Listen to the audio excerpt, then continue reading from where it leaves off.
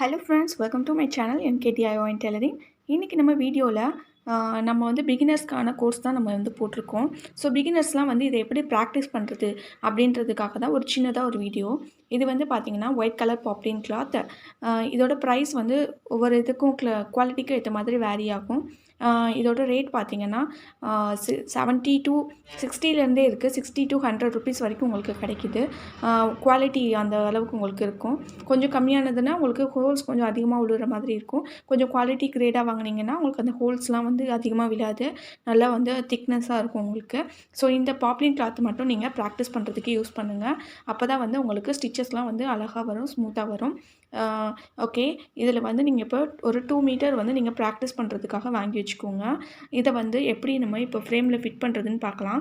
இதை நீங்கள் ப்ராக்டிஸ் பண்ணுறதுக்கு ஃப்ரேம் சைஸ்க்கு மட்டும் கட் பண்ணி எடுத்துக்கோங்க. ஏன்னா ஸ்டார்டிங் ஸ்டேஜில் பார்த்தீங்கன்னா உங்களுக்கு கிளாத்து கீழே இழுவிட்டு இருந்தது, கீழெல்லாம் பட்டது அப்படின்னா உங்களால் கீழே ஃப்ரேம்குள்ளே விட்டு நீங்கள் ஒர்க் பண்ணுறதுக்கு வசதியாக இருக்காது. ஸோ அதனால் நம்ம இப்போ எப்படி வந்து இதை யூஸ் பண்ணுறதுன்னு பார்க்கலாம். இப்போ பார்த்தீங்கன்னா இந்த கிளாத்தை நான் ஃபுல்லுமே ஓப்பன் பண்ணிட்டேன். இப்போ கீழே உள்ள நம்ம வைக்கிற ஃப்ரேமை வச்சுட்டோம். எந்த சுருக்கமும் இல்லாமல் பார்த்துக்கோங்க. இந்த இடத்துல பார்த்தீங்கன்னா சுற்றிலுமே உங்களுக்கு நான் ஏற்கனவே சொல்லியிருக்கேன், 1 இன்ச்சுக்கு மேலே சைடில் எப்பயுமே கிளாத் இருக்கணும். அப்போ தான் நம்ம சுற்றி வந்து நம்ம சுருக்கம் இல்லாமல் எடுக்க முடியும். அப்போ தான் ஃப்ரேமில் கரெக்டாக ஃபிக்ஸ் பண்ண முடியும். ஓகேவா? ஸோ இப்போ நான் மேலே போடுற ஃப்ரேமை வந்து ஃபிக்ஸ் பண்ணிக்கிறேன்.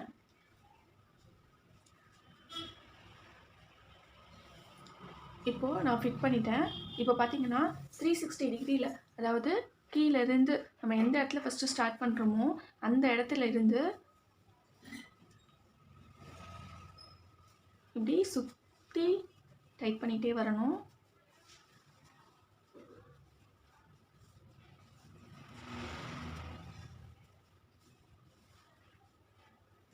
எந்த ஒரு சுருக்கமுமே இருக்கக்கூடாது. சுற்றி ஃபிட் பண்ணிகிட்டே வாங்க.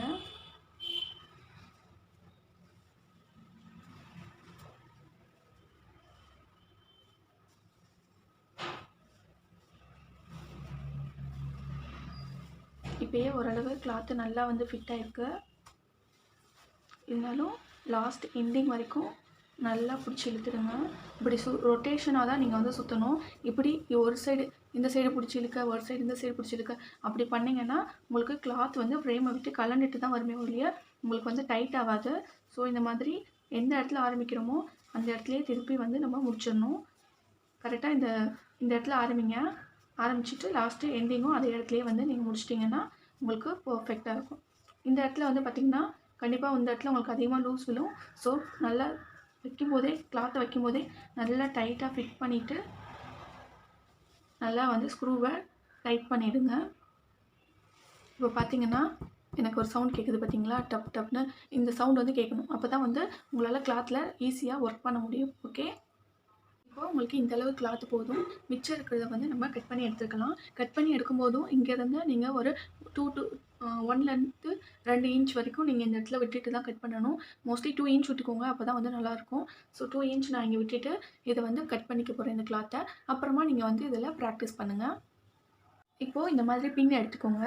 இப்போ மிச்சம் நமக்கு இருக்குது இல்லையா ஃபேப்ரிக்கு, இதை வந்து நம்ம நெக்ஸ்ட்டு இந்த சைடு நம்ம ஃப்ரேமை ஃபிக்ஸ் பண்ணி நீங்கள் ப்ராக்டிஸ் பண்ணுறதுக்கு யூஸ் பண்ணிக்கலாம். இதையும் வேஸ்ட்டாக கட் பண்ணி எடுக்க வேணாம். ஏன்னா அப்புறம் நம்ம இதை கட் பண்ணி எடுத்துட்டோம்னா இதில் வந்து ஃப்ரேம் ஃபிக்ஸ் பண்ண முடியாது. ஸோ அதனால் எப்பயுமே இந்த நீல வாக்கிலேயே நீங்கள் கட் பண்ணி ப்ராக்டிஸ் பண்ணுங்கள். இந்த மிச்சம் இருக்க கிளாத் வந்து கீழே படும் இல்லையா, அந்த மாதிரி நமக்கு எதுவும் அழுக்காகாமல் இருக்கணும் அப்படின்றதுக்காக நம்ம வந்து என்ன பண்ண போகிறோன்னா இதை இப்படி ஃபோல்ட் பண்ணி நம்ம பின் பண்ணிக்க போகிறோம். இதை இந்த மாதிரி ஃபோல்டு பண்ணிக்கோங்க.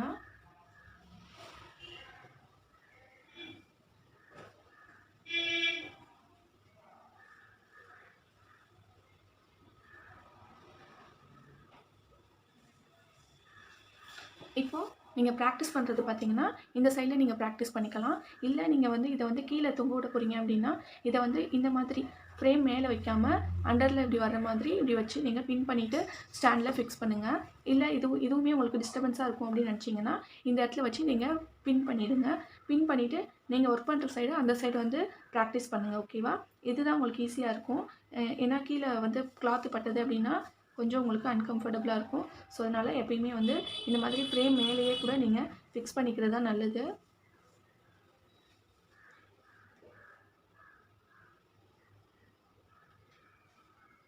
நீங்கள் இந்த சைடு ஒர்க் பண்ணும்போது இந்த கிளாத்தை நீங்கள் வந்து கீழே இது பண்ணுற மாதிரி நீங்கள் விட்டுட்டு இந்த மாதிரி பின் போட்டுக்கலாம். அப்போ முதலையும் உங்களுக்கு வந்து அந்தளவு கிளாத் வந்து கீழே படாது.